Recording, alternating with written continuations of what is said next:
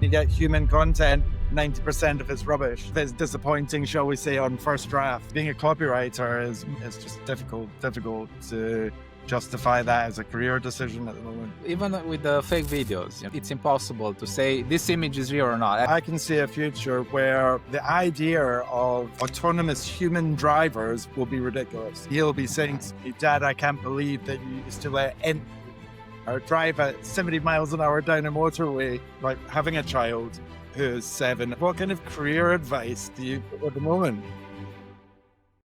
Good question. In the chaotic world of startups, there are those who make noise, and there are those who make leaders. Meet Gus Ferguson. He is the founder of Ascendant, the growth marketing agency that doesn't just run ads, but builds the engines behind Europe's fastest growing companies. Since 2016, his team has been the secret weapon for giants like IBM, Soldo, and Elder. He is a central pillar of the UK tech ecosystem, the co-founder of the Tech London community, and a man who has spent the last decade deconstructing exactly what makes a business scale. He also runs his empire from an office that looks more like a Bond villain's private lounge than a workplace. Seriously, look at this place. We're not jealous. Okay, we're a bit jealous. But today, he isn't here to talk about interior design. He is here because he possesses the rarest skill in modern business: clarity.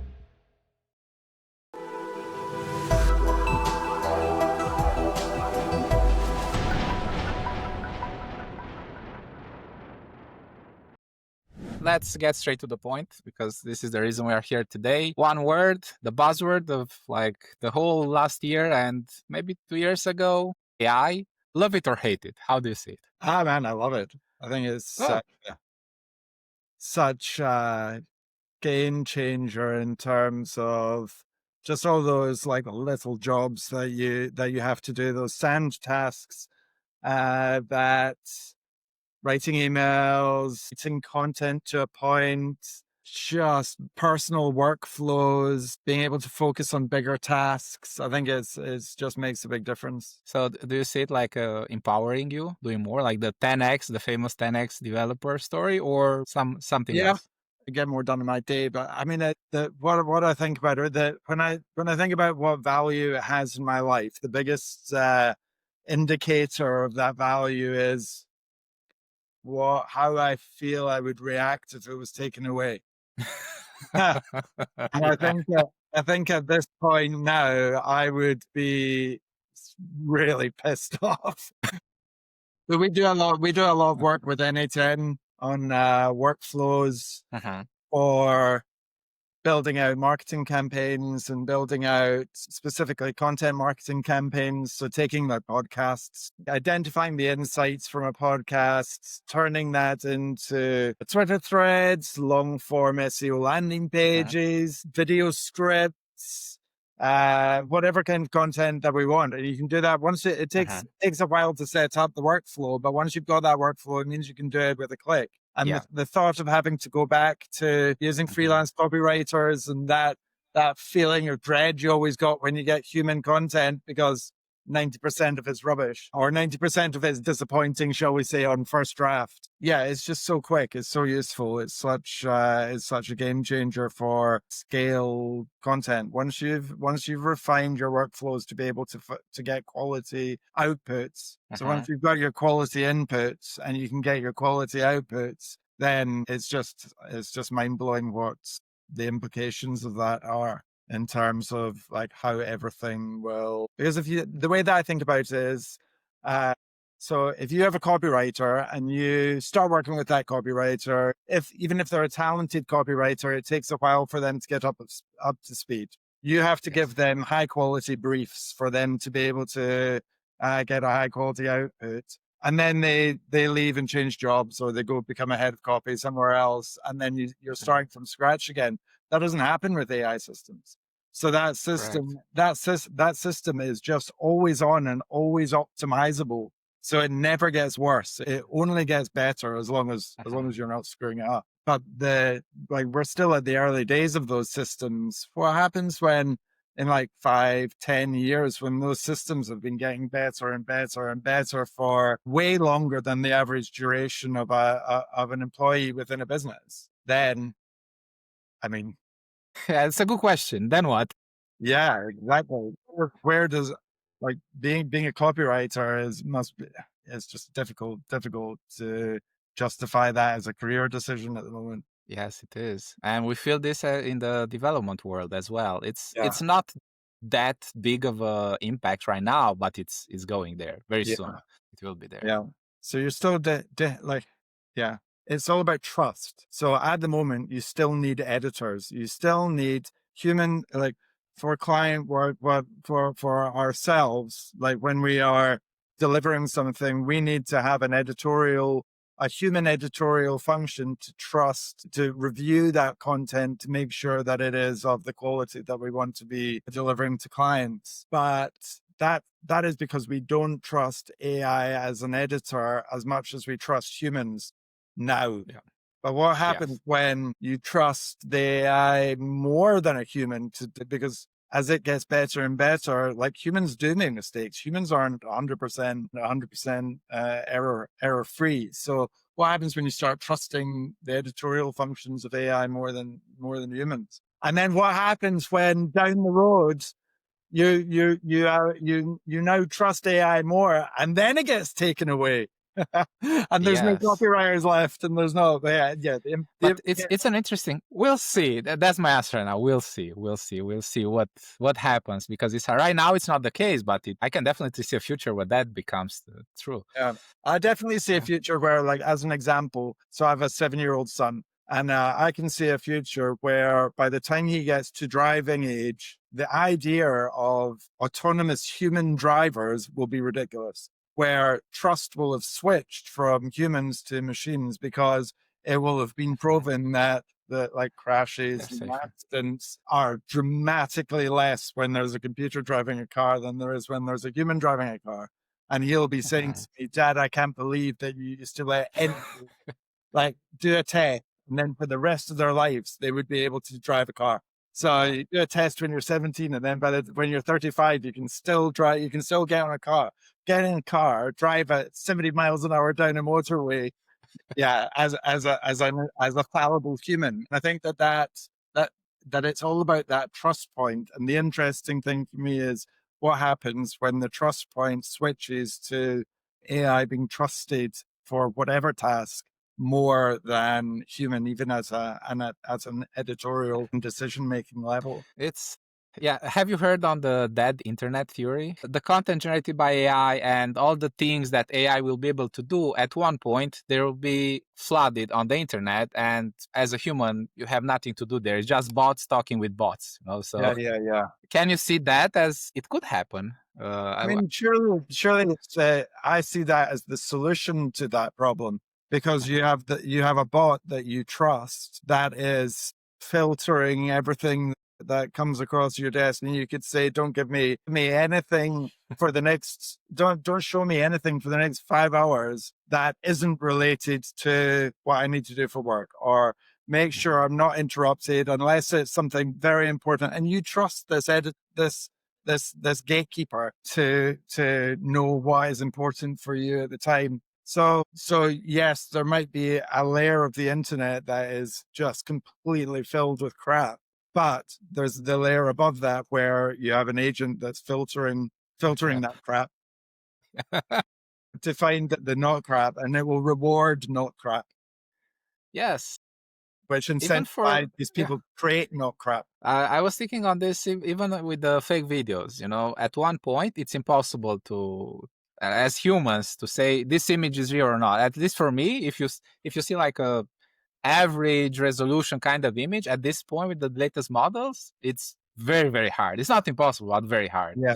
And at one point we might need an AI, a personal AI, to say, okay, this is legit. It has like the signature, the digital one, and Yeah, absolutely, 100%. yeah. You mentioned that correctly orchestrated AI does execution better than 90% of humans in your experience, and so on. So the quality is already good enough for what AI can do right now, for what you are using, compared to the humans. No, it's better than 90% of humans. Well, that's more than good enough. It said that 70% is good enough to replace you when you delegate something. So Yeah. 90% is way above that. Well, I think from experience, I mean, there's a rule, I can't remember what the name of the rule is, that 90% of everything is shit.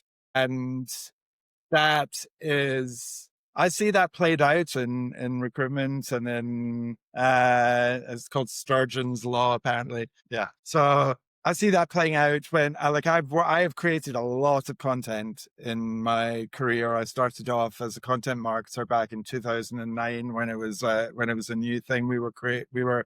I ran an editorial network where we were creating thousands of articles a month to go live on unused inventory on new digital media sites, so newspaper sites, local news sites, where those publishers were just coming to terms with the fact that they had unlimited inventory online. So we were able to get access to that unlimited inventory at very low rates, and we used it for basically paid PR. So, and link building and SEO. Because of that, at that time you had to use humans to create content. It would have been a significantly more profitable business if we were running it now, because the quality of the content, we didn't need great quality content. We didn't need Shakespeare. We just needed great informational content. So it just needed to answer specific questions and be good enough that these publishers would put it live on their site, and their bars were surprisingly low. And through the process of that, like reading and proofing, and we took it very seriously, and we did have an editorial process in-house, which was me a lot of the time, as well as a team of people underneath us. The quality of content that you get from 90% of copywriters is pretty bad, frankly. And AI is better than that 90%.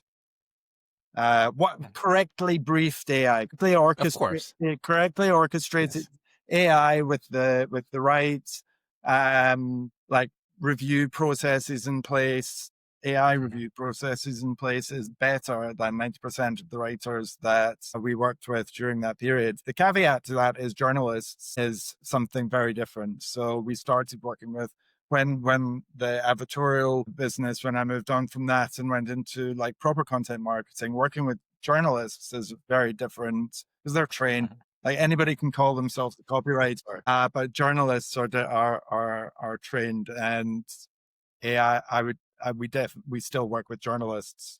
We're not replacing that side of the business with AI. I think that a journalist brings a level of opinion and insight and experience that is still very difficult to replicate. But for kind of copywriters, then AI is better than 90% of those. So journalists are safe for a bit. I think journalists would probably laugh at that because they've had a tough time for the last like 20 years as they all get moved off being in-house staff, and they've all become freelancers.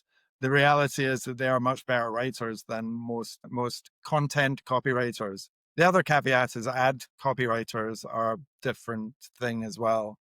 I'm talking about content copywriters, like article writers. Did you mention the SEO, and like the new thing on the block is LLMO, large language model optimization. Yeah. What's your take on that? My background is both technical SEO and content SEO. So technical SEO is like remains the same. Like you need to have your site well optimized, indexable, easy to use by humans and machines. Content SEO has always been about brand building. Like Google has been saying for years that you need to be demonstrating experience, expertise, authority, and trust, which is 8 pillars. And that remains the rules for, as far as I can tell. I think anybody who says that they are a definitive expert or they definitively know exactly how this works is a bullshitter. There's lots of bullshitters in SEO and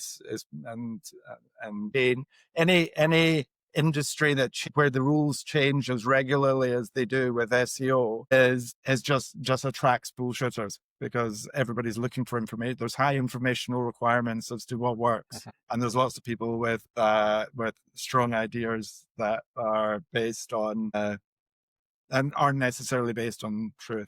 So as far as we can tell, and what we recommend to clients is brand is important. Citations, potentially the biggest thing is that citations used to require links on citations, so link building. And potentially one of the implications is that you don't need links as much on citations, although I still think it makes sense that they would be stronger as a link. But if you're getting your brand mentioned in high authority, trusted online destinations, online sites, then that is how you build authority, trust, expertise, and demonstrate experience. Which is, so the same rules apply for now. Have you got like any kind of lead or potential customer coming from ChatGPT? Because it happened to us, and the first time was like, where you heard about us? Well, ChatGPT made the list, and you were there. Did it happen or not yet?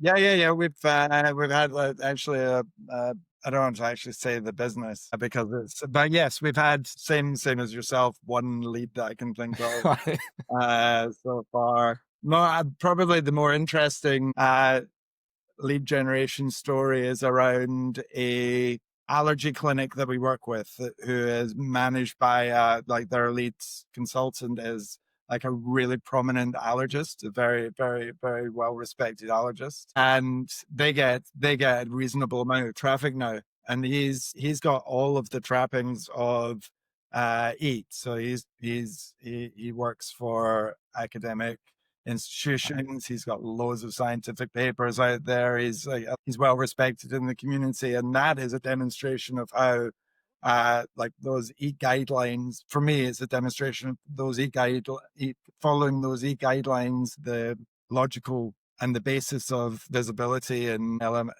Yeah. Yeah. What a time to be alive here. Do you Yeah, think sure. that Google is going to be impacted significantly by ChatGPT, or are they coming back with their own AI side of Have you things? used Gemini 3? Yeah. It's amazing. I actually wrote a LinkedIn post about 9 months ago, I think it was, where I was so annoyed about how bad Gemini was, and just like I've always felt a bit of anger towards Google since they discontinued Stadia, and I was 250 hours into Assassin's Creed. And wasn't able to transfer that over for various reasons. Yes, I've always felt a bit You're biased. by that. And Google Reader, which they took away back in the day, was another bad one. So Google's like putting out products and then removing them when they don't perform has always annoyed me about them. And the other thing that annoys me about them that is the foundation of my annoyance with Gemini is there's their naming conventions for everything are terrible. Like, remember there was Bard, then there was Gemini Pro and Gemini One, and like all the various different ones. But I think I think there was a panic when ChatGPT came out at Google, and it led to lots of dubious decisions that were made, probably more from the engineering side, without the input that marketing should have had in there. And I wrote a post just about how bad Gemini was, and how, like, if you've ever tried to use it in Google Sheets or in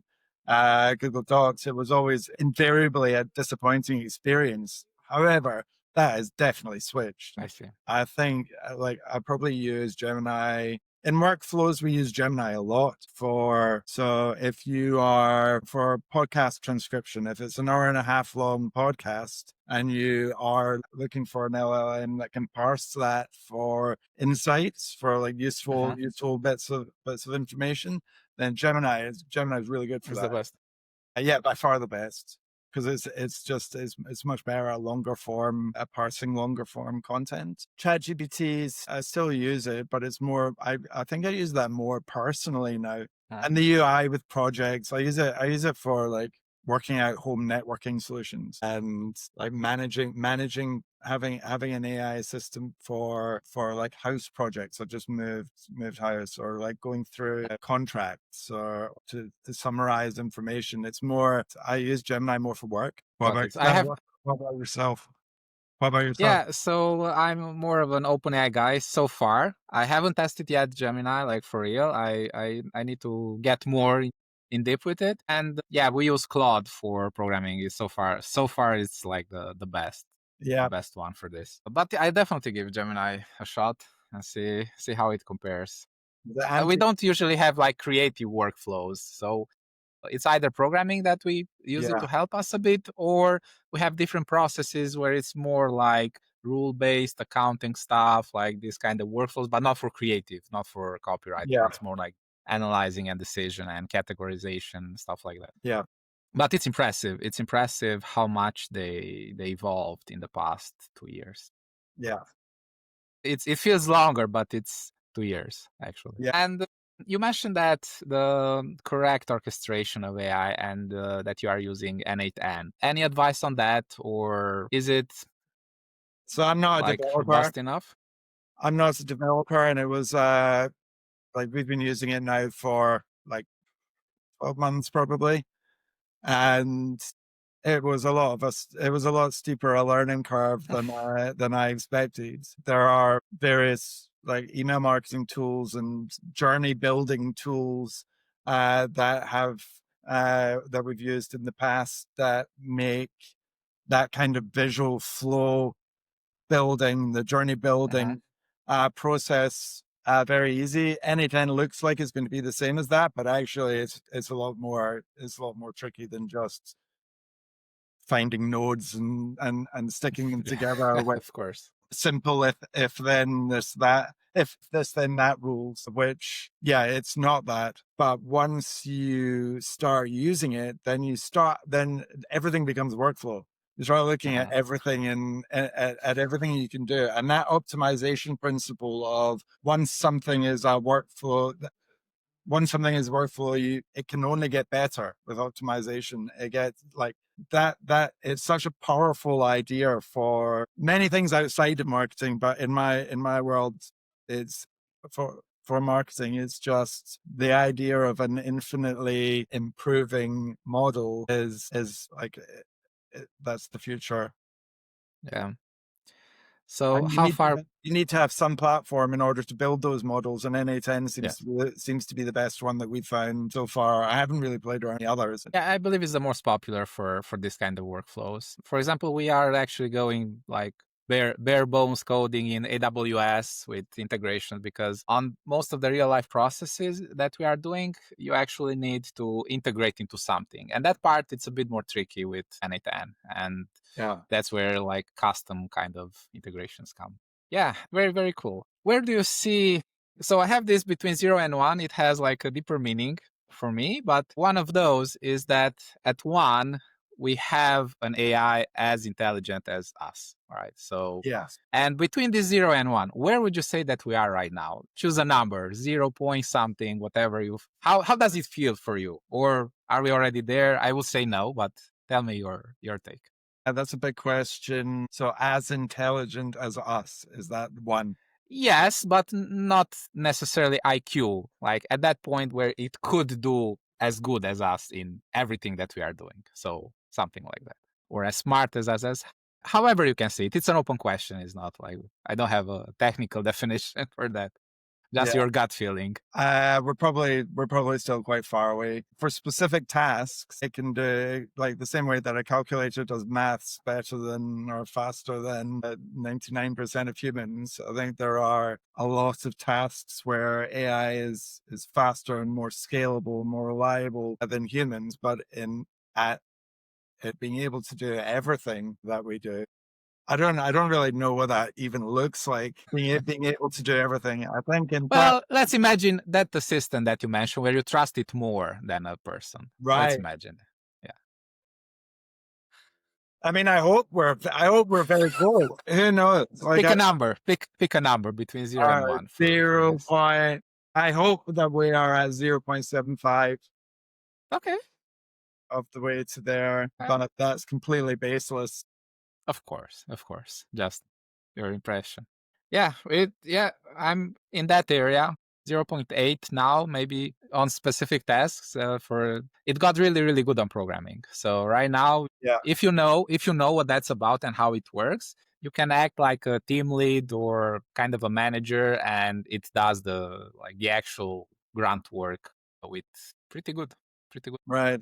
And can it edit its own work? Yes. So it depends on the tool, but But the one that I like the Let me most. change that. Let me change the question. Do you trust it to edit its own work? Oh, yes. Right. So let me tell you an example. Windsurf is like this code editing tool Yeah. on VS Code, and it has access to the actual files. And let's say you want like to create a card with some description on it on a HTML page, and say, okay, create the card, and it creates the card. Then I say, oh, I did not want it like that. I want it like black with red stripes and responsive on mobile devices, and I want to write the name underneath. And it says, okay, no problem, and it does it. Yeah. And then you can check. Of course, you still need to review, as you mentioned. You still need to do it, but 90% of the time, it's spot on if you request if the input is right. So if you are very clear on what you need, how it needs to do, and how it does it, it has this kind of steps and its own memory, and it checks. So it's not like input output. It's baby steps between them, and at each step, it checks. Okay, did I do the right thing? Is it Right. running? Is it doing? And that's a great step ahead in order to trust it, because Yeah. it does self-check from time to time. Okay. And yeah, and of course not for complex things, but it's pretty good for specific tasks that Yeah. otherwise you will need, obviously you need a person to do it. And yeah, it does well. So how do you think, like a team of developers, what do you think is now, like, if you had 10 developers, can one person do the work of 10 developers? Can one person do the work of 50 developers? Like, where do you think? So it's very interesting. It feels more like human assisted programming. So it's not AI assisting, it's human assistant. So you, the human, tell it what to do. And it's like such a switch of paradigm Yeah, shift. yeah. And I would say it can do like 3. If you have, usually an agile team is 3-4 people, something like that. I'd recommend the size of the team. And if you are like a manager or a team lead for that team, and this is what actually happens. Okay, this is the task, they do it, and then you review it. It's like behaves. You don't write the code yourself, somebody else is doing it. Yeah. And in this perspective, it's a 3x. It's a 3x kind of factor. Right. It's not that, not 10x yet, not Yeah. far about it, but it's still a lot. But you need to do it the right way. So you need to know your stuff. Otherwise, it does what you say, and it's like, with the good and the bad. Yeah. Yeah. And of course, if it's being used by someone who does not have the experience, so that's why architects are like well positioned in this new situation. A junior developer, it might take like the same time to go through the same mistakes that they would do by themselves, Yeah. and it will still come shit. Yeah, because they don't have the experience. And that's why it's important that the person doing this to really know how it should be done. Because you can ask it, but in order to ask it, you have to know what are the usual problems with this Yeah. kind of situation. That's funny. That mirrors exactly what I was saying before about that paradigm shift that's going to happen, where people start seeing AI being their assistant to them being the assistant to AI. Yeah. Yeah. Yeah, it's really interesting. It's interesting Indeed. to hear it from the coding perspective, because the junior developer problem, or the junior developer issue, that's exactly the same as what I'm talking about with content creators. Like, Yeah. it's difficult to see how there's any justification other than you have to train the architects, and the architects have to come from somewhere. So Yes. well, I was going to say it's difficult to justify junior positions, but maybe we need to take a longer term view, and that junior position isn't to do the grunt work. That junior position is now to learn Exactly. the architecture, the orchestration from the moment they step in through the door. So you no longer have juniors coming in doing 4 or 5 years of crap work. There needs to be a fast track to get them as architects and orchestrators straight away. It's an interesting paradigm. It's interesting how academia prepares them for that as well. The implication. I have no idea. Usually they are way behind like the actual industry, like maybe 5-10 years, depends on the university. Some are faster, like maybe 1 or 2 years behind, but they still have to handle this. And even education by itself, it's so much easier to learn things if you really want using all these tools. It will be interesting. And the catch is here that you need fewer people. So you don't need 10 million architects, maybe you need 1 million. Yep. And this is the hard part. Yeah. I'm not sure if have you read there's a book, The Hard Thing About Hard Things. No. And so it's the guy, it's the ones that created the first web server and like the Netscape guys, and they now have the A16Z investment fund from US, Andreessen Horowitz and those guys. And on the first page when they start is, okay, when you create a business, you believe that it's going to be hard to get customers, to get sales, to get all these things. And it's not. And they say that the hard part is when you have to fire 100 people. Yeah. And that just sunk me on the first page. And I realized I was never in that position. And these are like, most people are afraid of this on, okay, are we going to lose our jobs? And usually when I say, okay, relax, things are going slowly. We have to adapt. We'll find a way. Yeah. But I'm not so sure anymore. Yeah. It really brings it into a perspective when you have like having a child who's 7 at the moment, and how on earth, what kind of career advice do you give at the moment? Good question. Very good question. And does that actually even matter? Because I grew up being told I should be a lawyer from day one, and that was the fastest way to guarantee that I would never want to be a lawyer. But just like in terms of guidance on what to do as a career, I have no idea at the moment. I guess it's just wait and see where it falls out. Yeah. Like humanity always adapted, and there were always new jobs, but you need to adapt to them, and this most likely would be the hard part in the future. We'll see.